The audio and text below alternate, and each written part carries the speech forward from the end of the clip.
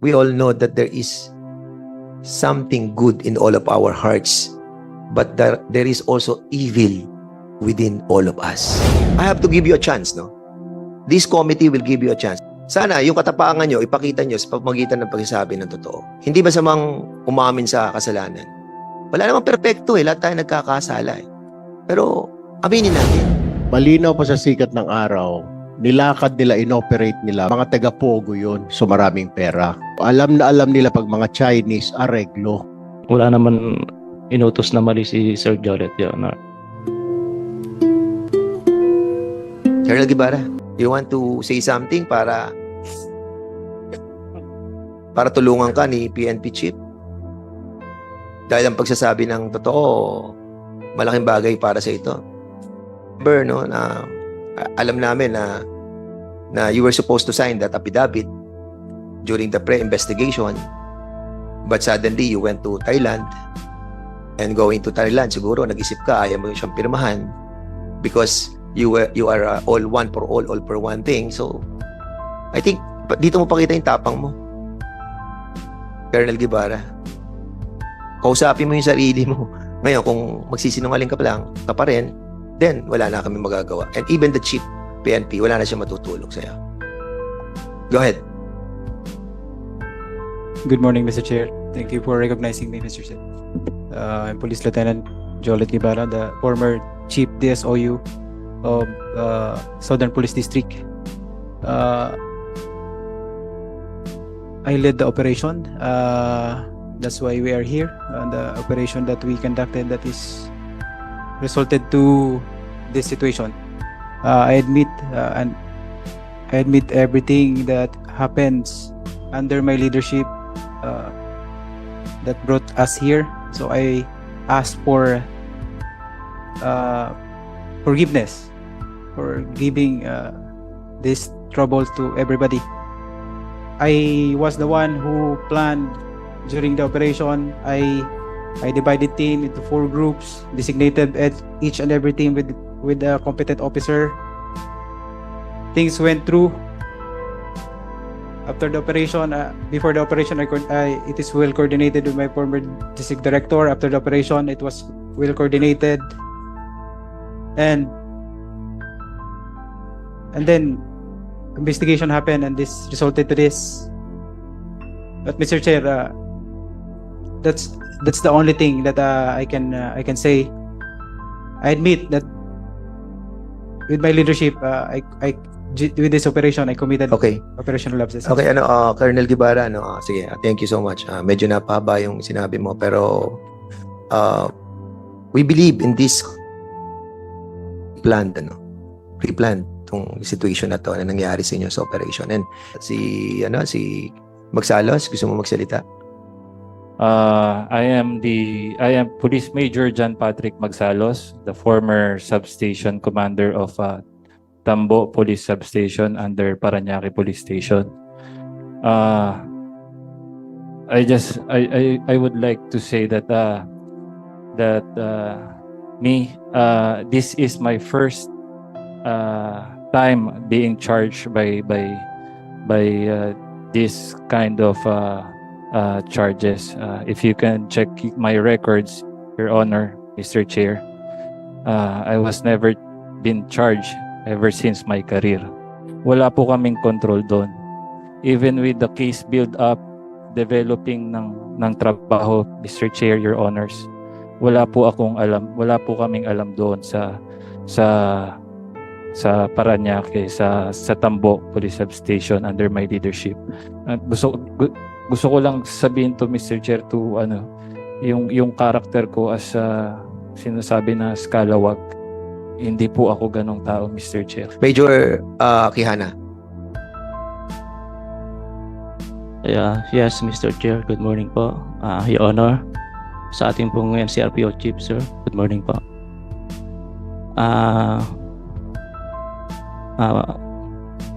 First time ko na-assign ng NCRPO, SPD. So, parehas kami ni Sir Guevara. Isang buwan pa lang din po ako dun sa SPD. And I was assigned as Deputy Chief DSOU. Sumusunod lang po ako sa order, Your Honor, Mr. Chair.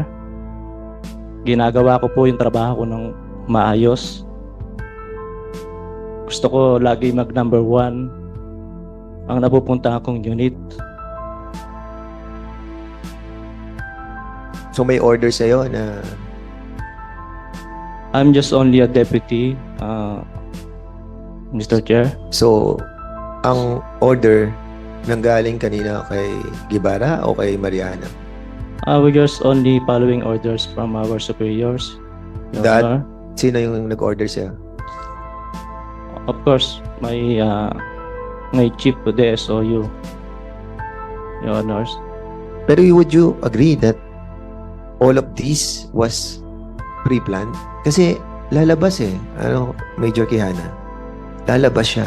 So, kaya nga ako nagbibigay ng fair warning sa inyo ngayon na before these members will start their queries, lalabas talaga eh. So, I'm giving you a fair warning para at least huwag niyo sabihin na naging adverse agad ang committee ito sa inyo.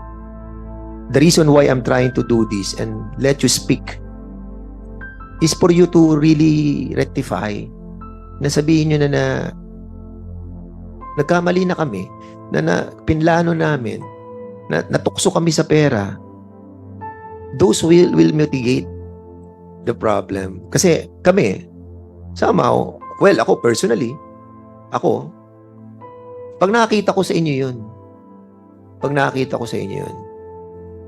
I will convince my members to withdraw yung ating pong contempt ninyo. Pero pag hindi namin nakikita yon sa inyo, we will be having a hard time to decide as well Kasi alam na naman namin yung story with all the documentary evidences, with all the lower ranks who are trying to tell us their what happened inside. Tapos itong mga bagong mga witnesses na darating dito. So, alam na namin yung buong storya. So, Major Quijana, inutusan ka. Ano exactly inutos sa'yo?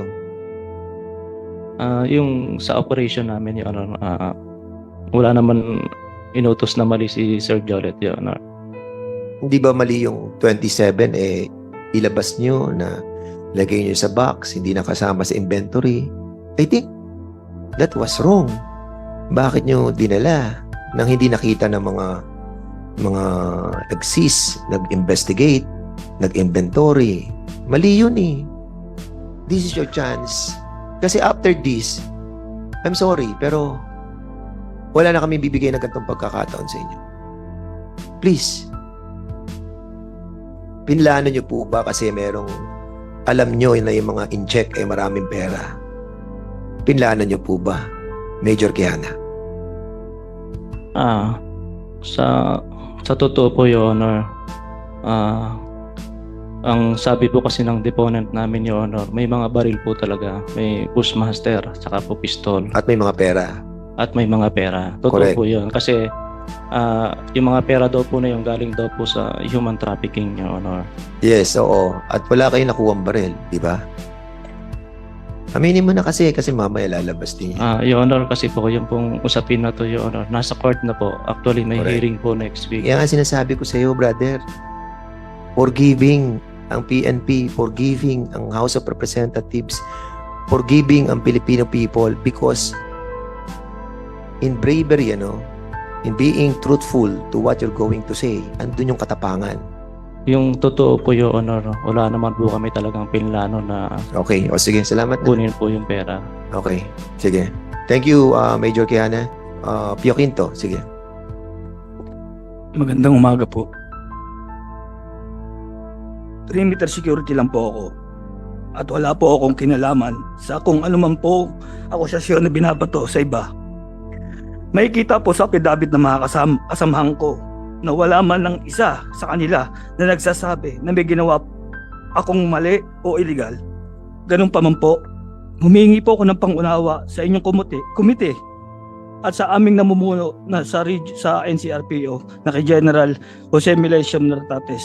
kung ano man po ang nagawa namin, kung ano man po ang nangyari ngayon po sa pag-iimbestiga niyo po. Salamat po. Okay, maraming salamat.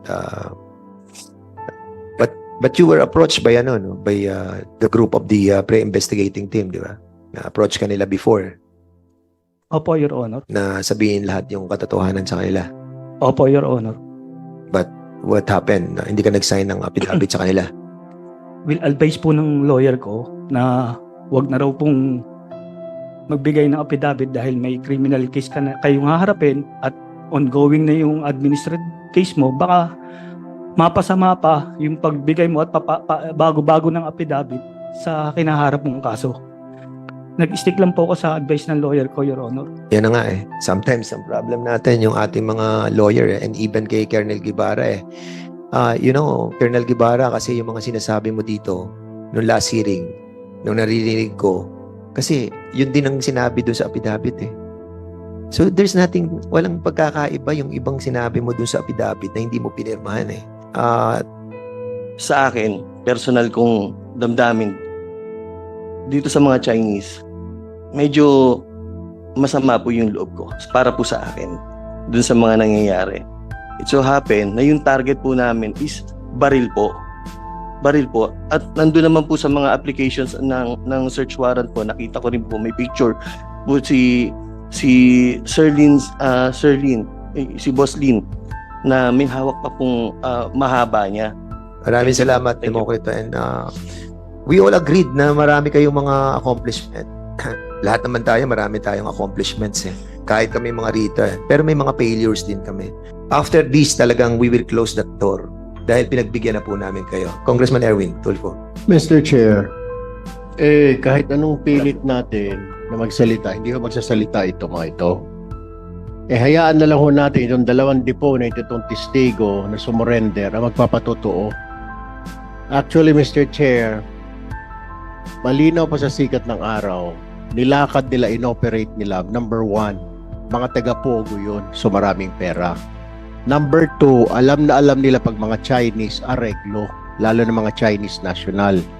Number 3, alam nila na takot ito mga Chinese national ito, mag-aareglo. So kakasuhan natin, aaregluhin tayo. Ganun naman ho eh. Ang dami na ho ngayon mga nasa pogo worker, ang laging hinuhuli, pero di areglo. Alam din ng BI yan, Bureau of Immigration. Kaya nga ho yung lakad na yon, 2 birds with 1 stone. May accomplishment tayo, may nahuli tayong baril, meron tayong human trafficking. Number 2, aareglo ito. Mas malaki pala, yung dadatnan nila na pera doon. 27 million, yung areglo, 5 million, 4 million. Mas malaki, 27 million. Dito na lang tayo dahil hindi magsasalita. They thought all the while na hindi magsusumbong, hindi makakarating sa mga otoridad yung ginawa nila sa mga Chinese. Kung tutusin kasi, human trafficking, sila lang yun, Mr. Chair. Wala namang involved na Pilipino paihan doon eh. Puro mga foreigner, Vietnamese, Thailander, Chinese, Korean. Ang kliyente ay mga pogo worker din ng mga Chinese. Kung titignan mo, wala nang pakialam tayo doon dahil sila lang yun. Kung mag-import man sila ng babae, magpapasok sila ng babae, mga foreigner from Vietnam, from Thailand, from China. Tapos ang kliyente, mga Chinese, mga pogo worker. Pero trinabaho pa rin, Mr. Chair, because alam nila na aareglo. Yung lakad na yon, sa totoo lang, alam nila na lakad di areglo. So, pwedeng ibangketa yung kaso. So, they took the chance, Mr. Chair, kunwari baril, kunwari human trafficking. In reality, nasa utak nila na merong areglo ito. Fortunately, numadat na nila doon 27 or so million pesos ang pera. Sinabi na rin ng mga deponent ng kanilang mga asset na nasa harapan nyo ho ngayon, yung mga nakatakip ang mukha, sumurrender ho ito dahil natakot at pati sila ay makakasuhan. Siguro nakonsensya na rin itong dalawang ito, magsasalita na mamaya. So, why don't we just listen to these two na sinasabi ko, because tama po yung sinasabi ko, lakad, areglo, yung kanila, or bangketa, kung tawagin sa police language, ibabangketa ang kaso because mag-aareglo ito. Fortunately for them, may pera doon, 27 million. Hindi lang alam ng mga deponent kung magkano. Pero alam nila, simula doon sa DSOU head, pati sa mga bataan niya, may pera doon. So, na timing. Ang lakad lang naman, sir, aaregluhin eh. Hindi na areglo, mas malaki pala yung nakita nila sa kahadero, 27 million. Bakit pa tayo magpapaareglo? Diretso na natin ito, hindi magsasalita. Pa-deport natin sa BI, walang kaso, period. Mr. Chair, we're wasting our time. Pinagbibigyan mo, I was listening kanina. You've been giving the opportunity to be nice, etc., etc. Pero we're wasting our time. Our good lawmakers here have other things to do in their offices. Why don't we just go directly to these two deponents to tell us what happened? What happened, Mr. Chair? Alam po nila na may pera doon. Sinabihan ho sila in advance. Kalokohan yung wala kaming alam, nilakad lang namin, good service. That's a lot of crap, Mr. Chair. Yeah. So that's all I can say, Mr. Chair. Yeah, in the spirit of fairness, no, and in spite of the fact that we have all the voluminous evidences before us, still binibigyan natin sila ng pagkakataon kasi masyado nang nawawasak yung image ng I hope you don't mind, no, with all due respect with Congressman Erwin Tulfo. I know where you're coming from dahil you've been through that for the longest time of your life dealing with all these scalawags, and I respect your Mr. feeling. Chair, I mean, I'm not saying the entire organization. Hmm. There's like about 10%. Kahit sino naman naging chief PNP are saying na hindi naman lahat ng police. We have ranking officers here, generals na I know they really earned their rank. I know they want to change the system. Binabago ng leadership, binabago natin. That's why we are here, because of in aid of legislation. Unfortunately, merong 10% or less than 10% ng mga buang. O yun ang nakakasira sa imahe. Kaya minsan sometimes, my dad was also a police officer. My dad was in the Philippine Constabulary during his time in the 60s, 70s. The same problem. Merong 10% ng mga buang na miyembro ng PC. Kaya minsan sinasabi ng tatay ko, ano ka ba? Ayaw niya na raw sabihin na PC siya dahil nahihiya siya. Which is true. So kagaya nito mga loko-loko na ito, nasisira yung mga magagandang imahe ng mga they're trying to build right now itong mga senior officers, Mr. Chair. That's all I can say. Thank you so much. 1 minute suspension, technical problem.